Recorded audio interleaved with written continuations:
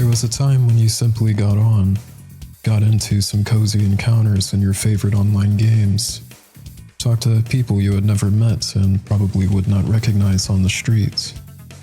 I have been thinking about the distance between that time and right now. This is that conversation.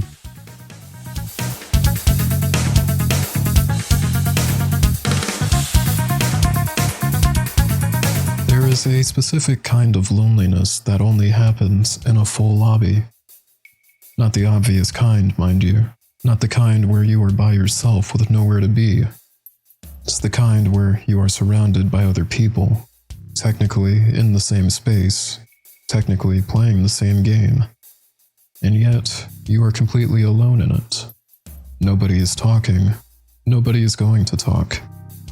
The match ends and the lobby dissolves, and you queue again, and the same thing happens. It's a full lobby. Total silence. Every time. It didn't used to be like this. Halo 3, you finish a match, and the lobby is still there. A name shows up in your Xbox messages. Someone you just spent 12 minutes against asking if you would like to run another. You say yes. You run 3 more. And by the end of the 4th game, you know their gamer tag. You know they are going to send you a friend request because they just did. That person is now someone you know, and you did not go looking for them. The lobby put you in a room together, and the game gives you a reason to stay. I met some of my closest friends that way. Fat Kid, Duck Hunt, Vidmaster runs with people I had never spoken to before that night. Some of those people are still in my life today. Some became extraordinary people I got to watch grow up across a party chat. None of it was designed that way. The lobby was just a room, and what happened in it was a product of that. Diablo 2. The open games list. You join a game with a name you don't recognize, and there is already a paladin farming Mephisto, and they let you follow, and you ask about the aura setup and they explain it. And now you have a build, and you have the person who gave it to you. Stuff like that was social currency back in the day.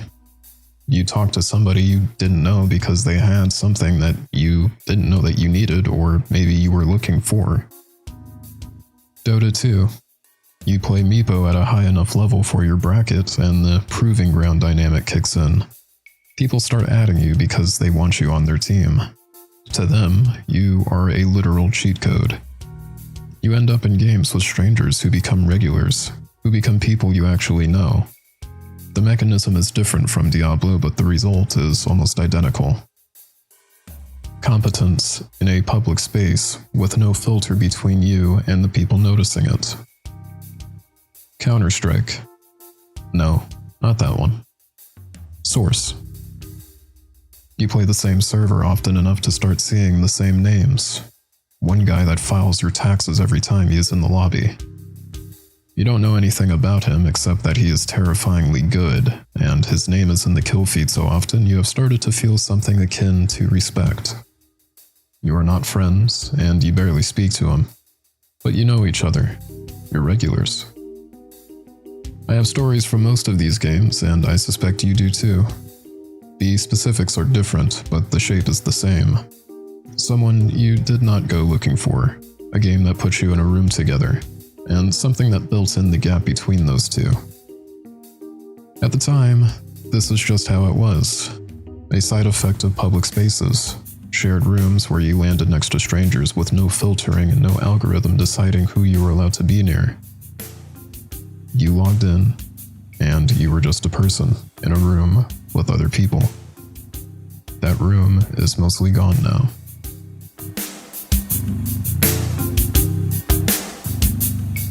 I think to understand this from a liminal perspective, I should talk about when I personally stopped talking to strangers in lobbies. It was not a decision, not one that you make. It was gradual. By the time I picked up Destiny 2 with my first check from Tommy Hilfiger working cashier, I already had people to play with. Co-workers talking about the game every shift. people I knew in real life who happened to be playing the same thing at the same time. And inside the game, I had already gotten quieter without fully noticing it. I had a Discord. I had people I already knew. I didn't need the room the game provided because I had already built my own. The public lobby was still there. I just stopped using it. That story is not mine alone, and I suspect some of you might have similar stories. Those of you watching this thinking it will be some sort of indictment of industry practices, LFG systems, official discords, websites with tailor-made guides. All good stuff. This episode is more of a note from someone who noticed a particular pattern and wanted to see if others relate. Xbox Live parties were better than in-game chat in almost every measurable way. It had clearer audio. It was cross-game. Your buddies could be playing something entirely different from you and you could still be together. You could build your own room and carry it into anything. PlayStation followed. Discord made the whole thing widespread, more accessible than its contemporaries, Skype and TeamSpeak. It was platform agnostic. Suddenly, you had a private space you could take anywhere. And the problem was not that parties were bad. It was more so that once you had your own room, the game's room became optional. And optional becomes invisible. The second exit was the search bar. In Diablo 2, you needed someone who knew where to farm. That knowledge was social currency. The person who held it was worth talking to. Then sites like Icy Veins and Mobalytics existed, and the knowledge was free. You go on YouTube and there are hundreds if not thousands of videos plainly there for you. Destiny build guides that claim this loadout will make you believe in God.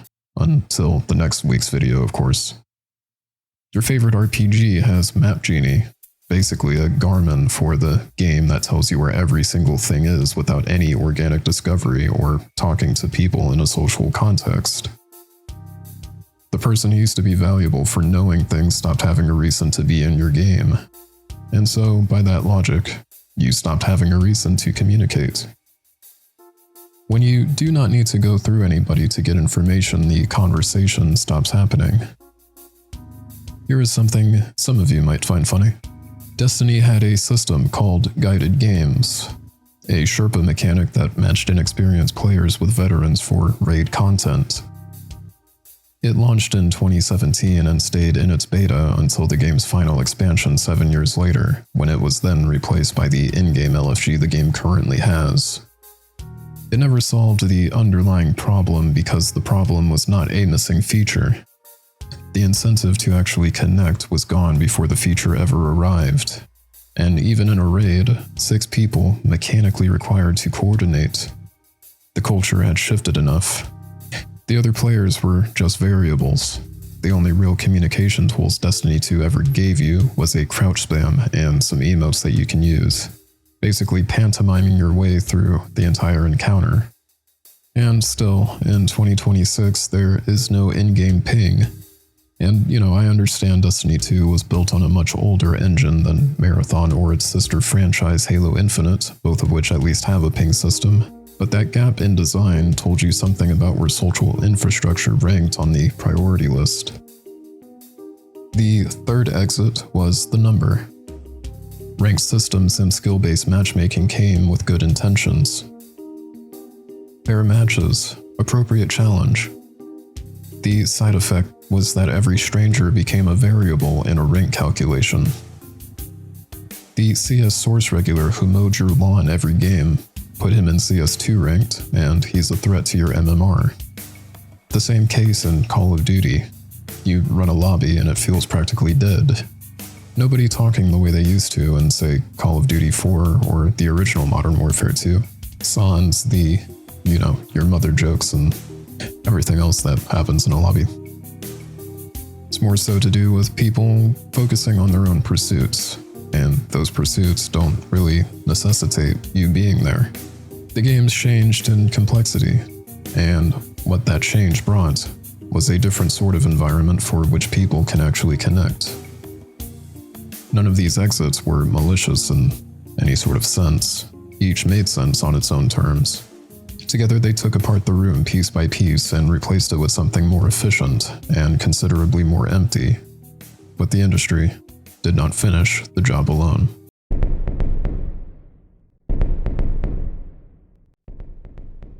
There was a Reddit thread about apexlegends that was sitting with me since the time I'd been writing this.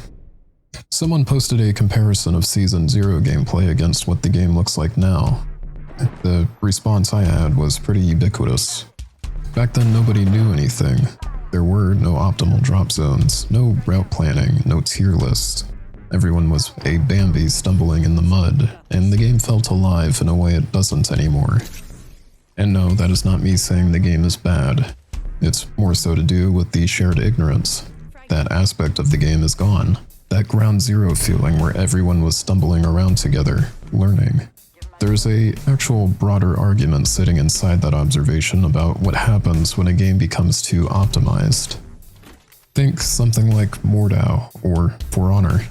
Games where the player base optimized the fun until people started leaving wholesale. Not because the game was broken, but rather because the knowledge gap closed and, with it, the reason to keep showing up. Players that can tell you the exact frame time of certain attacks. Stuff like that became, well, a barrier to entry for some players.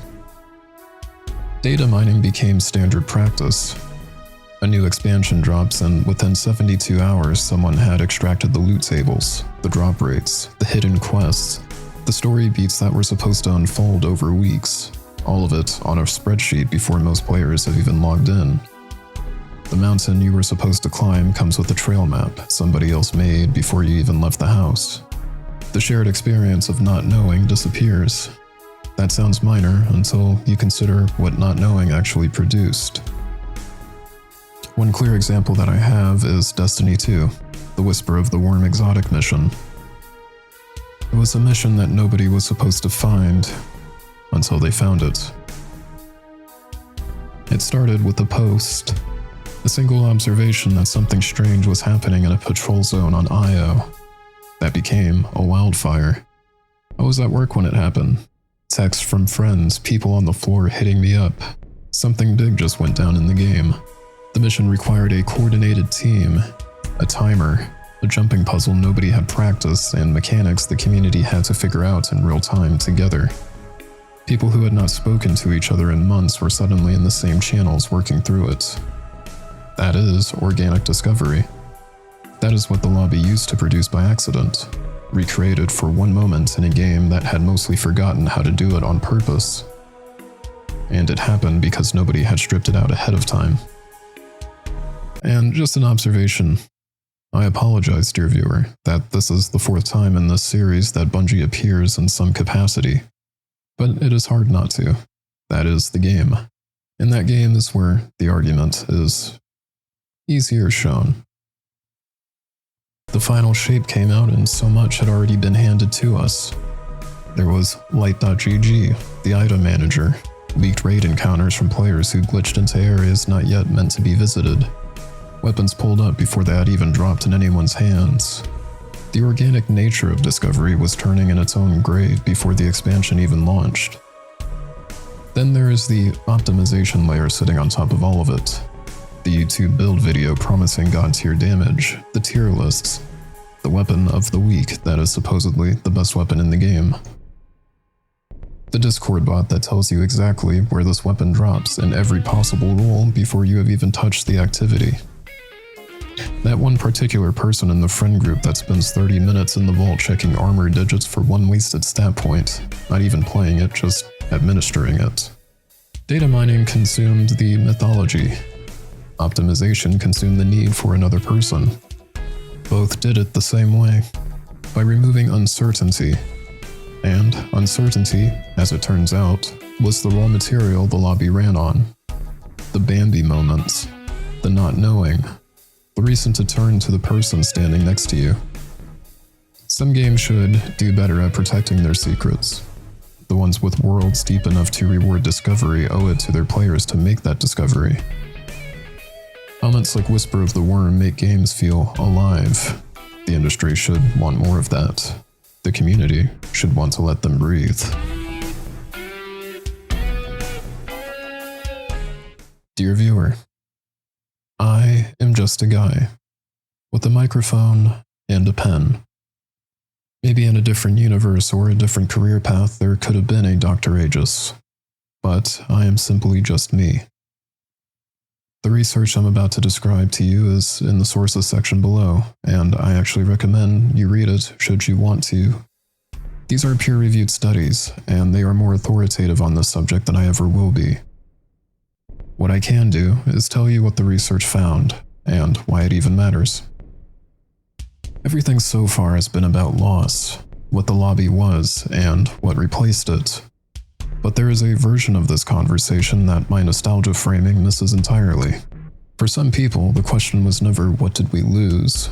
It was rather, what do I do when I cannot use the same front door as everybody else? Social anxiety is not a personality quirk. It is a specific and measurable experience of fear around social interaction. The judgment, the unpredictability, the gap between what you want to say and what you can make yourself say in a room full of strangers. Research consistently finds that people who experience it tend to perceive online gaming environments as safer than face-to-face interaction. Because the online version is typically easier. Because the fear is smaller there. The stakes feel lower. And you can manage your presence in ways you cannot do when you are physically in a room with people reading your face. For people on the autism spectrum, the picture is similar and distinct. The social rules of online gaming are more than legible. There is a shared task, there is a defined role. The interaction has structure that offline social environments frequently do not provide. You know why you are talking to someone because you are both trying to do the same thing. The lobby, when it existed, leveled the room in ways that physical spaces often do not. You cannot see someone's face reading you wrong. You cannot feel the pause before somebody responded. You were just a voice and a gamer tag, doing the same thing the other person was doing. I grew up mostly in the early Xbox 360 era. There were games like Halo 2 that came out long before it, which was the first time I could add a friend and see them online. Then 360 came around and Halo 3 pushed it up further. Party chat, file share, theater mode. The lobbies were messy and sometimes toxic. That's mostly just human.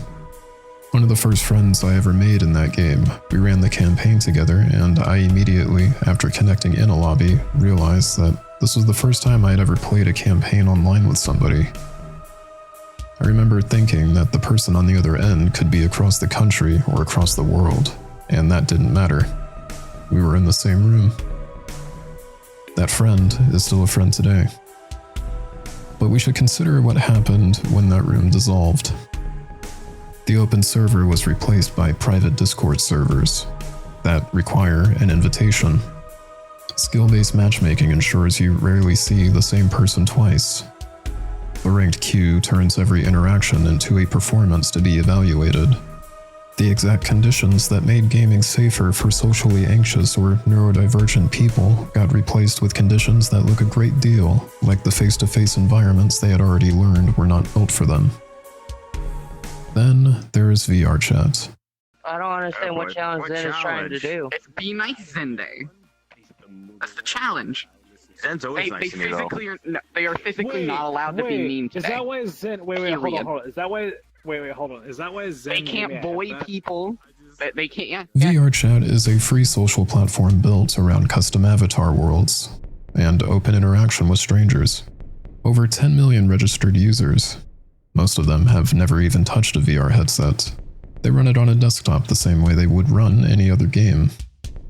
Researchers studying VRChat's autistic user base found it functions as what they called a virtual third place.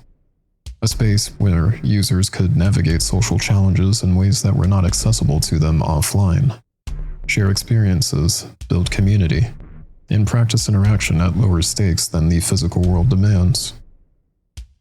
Separate research during COVID found that people who spent more time in social VR reported lower loneliness and lower social anxiety, not just inside the platform but in their offline lives afterward.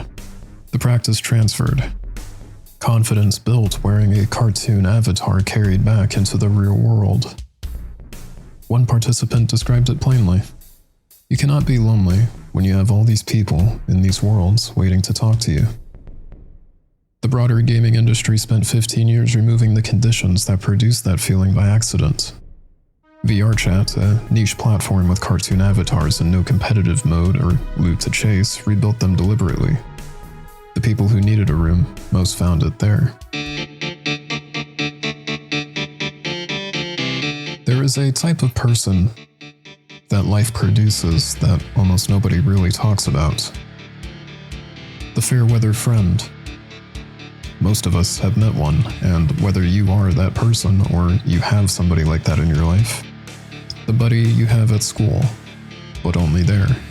The coworker you are close with on shift, but only then. The friend you met in your favorite game. You run everything together. And then one day, the game changes, or one of you moves on, and the friendship quietly stops. They are in your orbit as long as you are playing the same game, in your Discord, in your party, in your life in the specific way that gaming friends are in your life, right up until you stop doing the thing that they play. Then the silence is not hostile. You can still see them online. You know they are there. They just are not there for you anymore because you stopped doing the thing that put you in each other's orbit. There was somebody in our community who had been a fixture since COVID. Destiny 2 was the game that the group played, and as long as we were playing it, the Discord was alive. When Destiny 2 wound down, when the final saga concluded, and Bungie started telling a different story, people started drifting. You discovered pretty quickly who was there for the game and who was there for the community. Gradually, the column got quieter. Then this particular friend decided he needed a change of scenery. He had already come back to the game from World of Warcraft just to run the raid that had came out, but after that, it was time to go back. We tried the Friend Slop Circuit, Lethal Company, Peak, the games that show up every few months and pull everyone in for a week before disappearing again. He was tired of that cycle. This was his year to work on himself. And if he's ever watching this, I wish him well. But that sinking feeling I had when I processed it, that nagging thing I could not name right away, was this. Those friendships formed because the game provided the infrastructure, shared activity, shared space, shared ignorance of things none of you knew yet. When the game held all of that up and you just showed up, the friendship could exist on top of it. When the game went away, the foundation went with it. The question I have is, if you ever try to take it outside the room, whether you told that person, hey, I still want to know you even if we stop playing this. Whether the design of the platform ever made it easy to do so. Usually the answer is no on both counts. The room was the whole relationship, and you only found that out when the room closed. There is actually a name for this room that I've been referring to.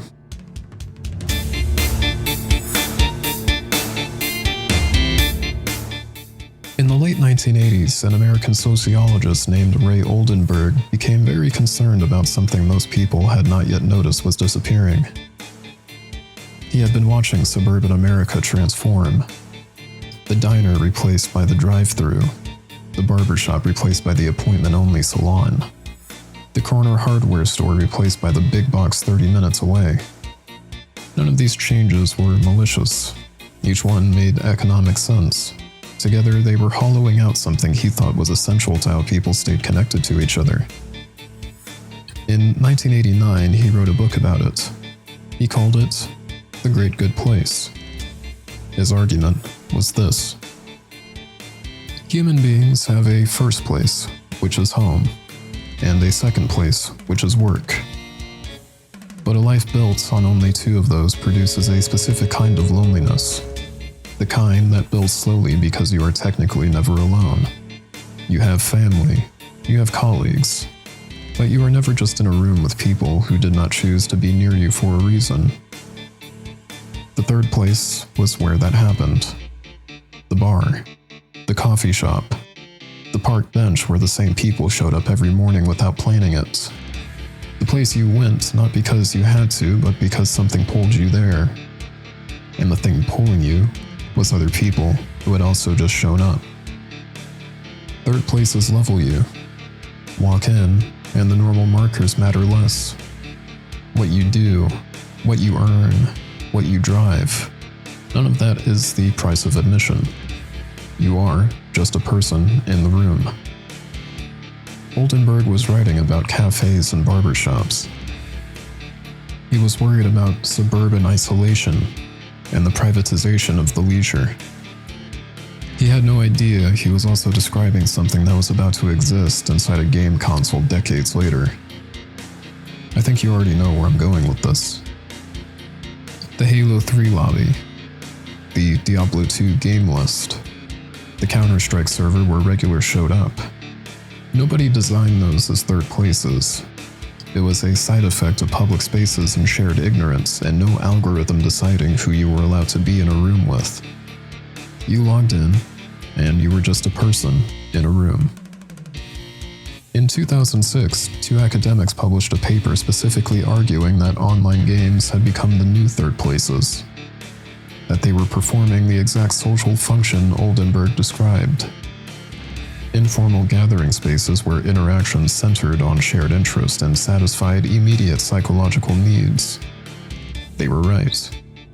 And by the time they published it, the conditions that made it true were already starting to erode.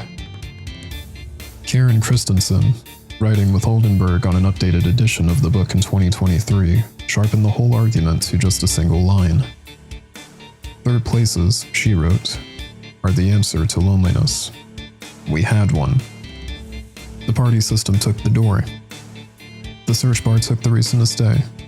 The ranked queue took the meaning out of strangers. Data mining took the mythology. The fair-weather friend took the last of it when you stopped playing the game that was holding everything together. Nobody planned any of this.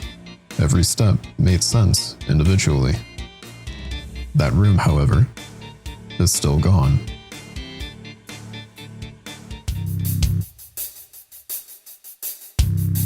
Here is what I'm not going to tell you. I am not going to tell you to delete Discord, to stop looking things up, to just go ahead and talk to people in the game. That treats the actual complexity of how people live like an obstacle to be cleared and tries to simplify the very nature of things like anxiety. With a platform like this, I need to be responsible in what I offer as advice. The infrastructure changed. You adapted to it. That is what people do. What I will say is this, that the instinct is still there. You have a good game with someone, and something in you wants to say, hey, add them. Run another one. That pool did not die when skill-based matchmaking replaced the open lobby and Discord made the public room optional. It is still the same pool as it was in 07, in a Halo 3 lobby at 11 at night. The difference is that the game used to do the next part for you. It held the lobby. It kept you in the same room long enough for something to build, and now you have to do it yourself. Feel slightly awkward for 30 seconds. Send a message and see what happens. Most of the time, nothing happens. The fair-weather friend problem doesn't disappear because you tried. But some of the time, something does. The person says yes. You run another. And it turns out, they have been looking for some people to play this seriously with and, also, do not take it seriously at all. You end up somewhere you never would have been sent by an algorithm that only knows your rank. VRChat is full of people who needed a room and built one when the industry stopped providing it. They didn't wait for the design to improve. They simply just walked in, started talking to strangers, felt awkward, and did it anyway. Some of the confidence they built there carried back into the offline world. The third place is not coming back in the way that it was initially written. The conditions that produced it are gone, and the industry has no structural incentive to rebuild them. What is left is the instinct, the pull towards saying something to the stranger who just played a good game with you. Whether you follow it is the only part of this that is still yours. I am Agis. Thanks for watching. Hello everybody. This is post-edit Agis here actually. I thank you so much for watching this latest episode. For those of you that have been here since a couple of weeks now, you would have noticed that this video is actually late. This is my third attempt at recording this particular episode. I tried my best to get things where I needed it to be, and like with a lot of things in life, it's a marathon, not a sprint.